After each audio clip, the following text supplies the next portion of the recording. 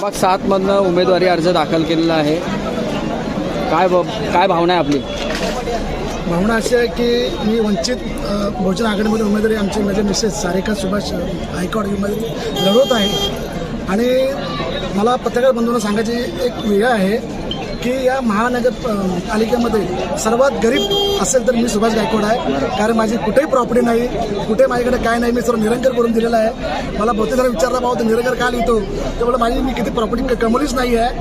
तर मला सर्व पत्रकारांमध्ये मला विनंती आहे की आपण मला प्रसिद्धी देऊन आणि मला प्रसिद्धी तुम्हाला भेटेल, पण आता प्रभागाच्या कोणत्या समस्यांवर आपण आता ही निवडणूक लढवतात? जर समस्या असं आहे की पार्किंगची व्यवस्था बिलकुल नाही आहे कळंबोलीमध्ये.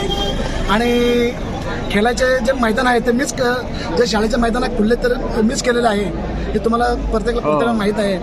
आणि जास्तीत जास्त महिलांचा कसं म्हणजे शासकीय योजना आणता येईल त्यासाठी माझा भर असणार आहे. आणि पाण्याची समस्या खूप पनवेलमध्ये आहे, त्या पाणी समस्येसाठी मी नक्कीच प्रयत्न करणार आहे.